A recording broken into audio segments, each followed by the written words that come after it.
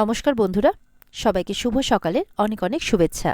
অনুরাগের ছোঁয়ার আজকের পর্বের রিভিউ নিয়ে আমি পৌঁছে গেছি তোমাদের সামনে। বাংলা সিরিয়াল সমাচারে তোমাদের সবাইকে স্বাগত জানিয়ে আজকের পর্বের রিভিউ আমি শুরু করছি।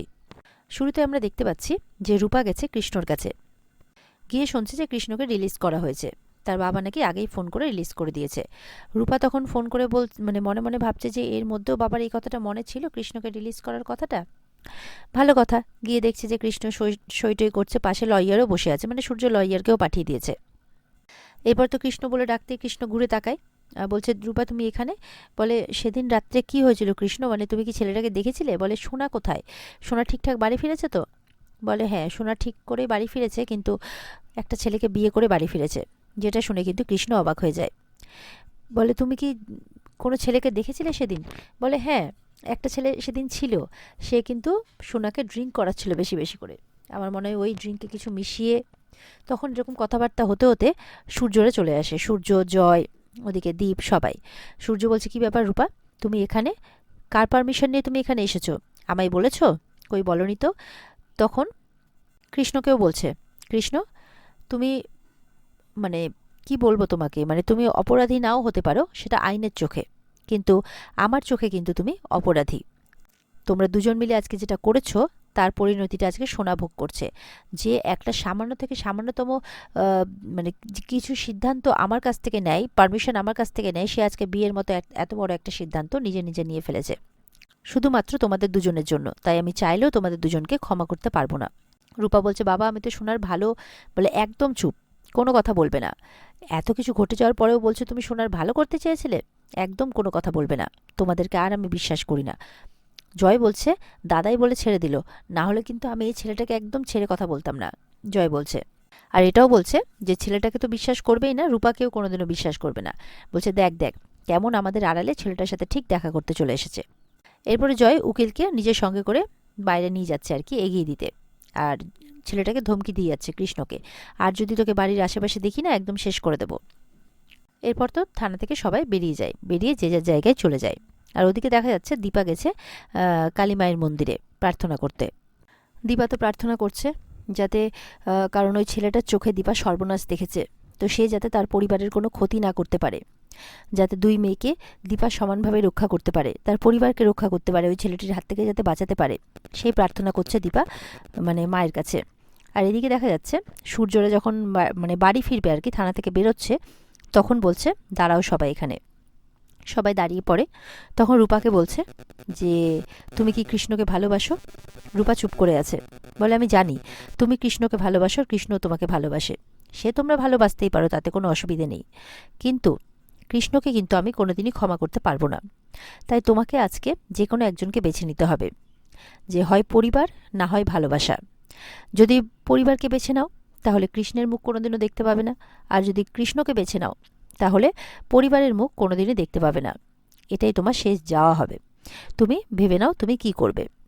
এবার কৃষ্ণ তো মানে রূপার দিকে তাকিয়ে আছে, রূপাও কৃষ্ণের দিকে তাকিয়ে আছে, চোখে জল। কিছুক্ষণ পর রূপা বলছে আমার কাছে আমার পরিবারই সব, আমি পরিবারের কাছেই থাকবো। এই শুনে তো কৃষ্ণর যেন বাজ পড়ার মতো অবস্থা। কৃষ্ণ অবাক হয়ে যায়, চোখ লাল হয়ে যায়, চোখে জল, রূপার দিকে তাকিয়ে আছে, কিন্তু মুখে কোনো কথা বলছে না। চলে যাচ্ছে কৃষ্ণ। তখন রূপা বলছে দাঁড়াও কৃষ্ণ। কৃষ্ণর কাছে গিয়ে বলছে আমার কাছে আমার পরিবারই সব, আমার দায়িত্ব কর্তব্যবোধ, আমার মা বাবা বোন এরাই সব, সবার আগে এরাই আসে। আমি ওদেরকে এই বিপদের মুখে ফেলে কি করে চলে যাই কৃষ্ণ? তাহলে তো যে কোনো সময় যে কোনো মুহূর্তে আমি তোমাকেও ছেড়ে চলে যেতে পারি। কৃষ্ণ তাও চুপ করে থাকে, কোনো কথা বলে না। এরপরে কৃষ্ণ চলে যাচ্ছে, যাওয়ার সময় রায়ের দিকে তাকাচ্ছে। কৃষ্ণর চোখে জল, কৃষ্ণরও মন ভালো নয়, রূপারও চোখে জল, খুব কাঁদছে, কিন্তু পরিবারের জন্য এই ত্যাগটা করছে রূপা। সূর্য ওখান থেকে বসেই দেখছে। এরপরে কৃষ্ণ চলে যায়, আর রূপারাও বাড়ি চলে আসে। তবে রূপা গেছে তার মায়ের রেস্টুরেন্টে, সেখানে দীপা রান্নাবান্না করছে। সেখানে এসেও রূপা কিন্তু সেই বাবার বলা কথাগুলোই ভাবছে, মানে এতক্ষণ ধরে তার সাথে যা যা হলো তাই ভাবছে। তখন দীপা রূপাকে দেখতে পেয়ে রূপার কাছে আসে, বলে কি হয়েছে রূপা, আমাকে দেখে এখানে অবাক হচ্ছিস তো? কিন্তু দেখ আমাকে তো এখানে আসতেই হবে, কারণ আমি এখানে না এলে পরিবারটা চলবে কি করে বল, তাদের মুখের দিকে চেয়ে আমাকে এখানে আসতেই হবে। কি হয়েছে তোর, কথা হলো ছেলেটির সাথে, মানে কৃষ্ণর সাথে? রূপা তখন তার মাকে জড়িয়ে ধরে খুব কাঁদছে, বলছে আমি কথা বলার কোনো সুযোগ পাইনি মা, আমার সব শেষ হয়ে গেল, বলে, না, তোর জীবনে আমি কোনো কিছু শেষ হতে দেব না, এমনকি সোনার জীবনেও না। তোদের দুজনের জীবনে আমি সব কিছু ঠিক করে দেব, আমি কথা দিচ্ছি। দীপা বলছে আর কি। দেখা যাচ্ছে রুডি লাবণ্য সেনগুপ্তর ছবির সামনে দাঁড়িয়ে বলছে যে লাবণ্যকে শেষ করতেই নাকি সে এসেছে। ছোটোর থেকে নাকি লাবণ্য সেনগুপ্ত অনেক শুনেছে, তার পরিবারটাও নাকি লাবণ্যর জন্যই শেষ হয়েছে। লাবণ্য সেনগুপ্তের ছবিটাকে হাতে নেয় আর একদম আছাড় মেরে ফেলে দেয়, বলে এইরকমই এই ছবির মতো টুকরো টুকরো করে দেবো পুরো পরিবারটাকে। তারপরে দীপা সেনগুপ্তকেও আমি তছনছ করে দেবো, মানে এরকম কথাবার্তা বলছে আর কি। এই বদলাটা নিতেই এসেছে এখানে রুডি। এরপর কি হয়, ছবিটা তো ভেঙেছে, আছড়ে ভেঙেছে, আওয়াজ হয়েছে। এবার ঘরে লাইট জ্বালায় আর সবাই মিলে দৌড়ে চলে আসে। কি হলো কি ভাঙলো? দীপা আসে, সূর্য আসে, সবাই আসে। দীপা তো অবাক দেখে, সূর্যটাও অবাক, কি ব্যাপার, কি করে ভাঙলো? দীপা রুডিকে দেখে বলছে, তুমি এটা ভেঙেছো তাই না? তোমার মুখ চোখ দেখে পরিষ্কার বোঝা যাচ্ছে তুমি এটা ভেঙেছো। সোনা রুডিকে বলছে, কি ব্যাপার রুডি, ছবিটা ভাঙলো কি করে? জয় বলছে ছবিটা ছিল ওখানে, এসে পড়লো এখানে, কেউ যদি এটাকে জোরে আছাড় দিয়ে না মারে তাহলে তো এইভাবে ছবিটার ভাঙার কথা নয়। রুডি তো চুপ করে দাঁড়িয়ে আছে। সূর্যের কাকেও বলছে, কি ব্যাপার রুডি, এটা ভাঙলো কি করে? বলছে যে আসলে আমি বুঝতে পারিনি যে কিভাবে হয়ে গেল, আমার হাত থেকে পড়ে গেল আর কি। আসলে বলছে যে, সূর্যের বাবা তখন বলছে, সত্যি করে বলো তো কি হয়েছে ব্যাপারটা? তখন বলছে যে আসলে আমি এই যে ঠিক এইভাবে সিঁড়ি দিয়ে নামছিলাম আর ছবিটা না ওদিক থেকে এরকম এরকম করে আসছিল, আমি ধরতে গেলাম কি আমার হাত থেকে পড়ে জিনিস ভেঙে গেল আর কি। এরকম অবাস্তব একটা কথাবার্তা বলছে, আর বাড়ির লোকও অবাস্তব যে তার কথাতে বিশ্বাসও করে নেয়। তখন দীপা বলছে, একদম মিথ্যা কথা বলতে আসবে না, তুমি ভেঙেছো এই ছবিটাকে, আর ইচ্ছে করে ভেঙেছো, তোমার মুখ চোখ দেখে এটা বোঝা যাচ্ছে। তখন রুটি বলছে, আমি ভেঙেছি, আমি ঠিক করবো এটাকে। তারপর ছবিটা ঠিক করতে যাওয়ার বাহানা করছে, দিয়ে ইচ্ছে করে কিন্তু কাছে নিজের হাতটা কেটে দেয়, দিয়ে আউ করতে আছে, যেন খুব লেগেছে। তখন তো শোনা গেছে, কি ব্যাপার, কেটে গেল, দেখো তো কত ব্লিডিং হচ্ছে। সূর্যরাও বলছে, এই বাবা, এ তো অনেক ব্লিডিং হচ্ছে। দীপা বলছে, সব কিছুর মাঝে কিন্তু এটা চাপা পড়ে যাচ্ছে আসল সত্যিটা, ওর কিন্তু মুখে চোখেই বোঝা যাচ্ছে ও এটাকে ইচ্ছে করে করেছে। তখন সূর্য বলছে, তুমি থামো দীপা, আর এই ব্যাপারে কোনো কথা বলতে হবে না। এই বলে রুটিকে সবাই মিলে কিন্তু সোফাতে বসায়, তার হাতে ব্যান্ডেজ করে দেবে। সোনাও তো তার মায়ের উপর চিৎকার করছে যে তুমি কেন এরকম উল্টোপাল্টা কথাবার্তা বলছো রুটিকে, দেখতে পাচ্ছ না ওর হাতটা কেটে গেছে? সূর্যের বাবা তখন বলছে, এতটা রিয়াক্ট করার মতো কিছু হয়নি সোনা, চুপ করে থাকো। মানে এত বড় একটা ঘটনা ঘটলো, তাও দীপা বাদে কেউ না কেউ ওকে সন্দেহই করলো না। এরপরে দেখা যাচ্ছে যে পিসি আর দিদা আসে তাদের বাড়িতে। উর্মি বলছে, পিসি দিদা আপনারা কেমন আছেন? তখন ওরা বলছে আর কি, তোমাদের তো সব কিছুই বড় বড় ব্যাপার আর কি, যা সব শুনছি সোশ্যাল মিডিয়াতে, যা সব ভিডিও ভাইরাল হচ্ছে, একদম নাক মুখ কাটা যাচ্ছে তো।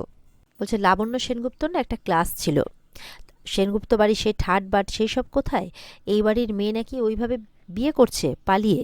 সূর্যের বাবা বলছে, মামি, আপনারা কি এই সমস্ত কথাবার্তা বলতে এখানে এসেছেন? পিসিমারা বলছে, পুলিশ কেস টেস হয়েছে নাকি, পালিয়ে বিয়ের ব্যাপার তো এটা। সূর্য বলছে, কেউ পালায়নি, এখানে সবাই আছে, আপনি একটু ভালো করে দেখুন।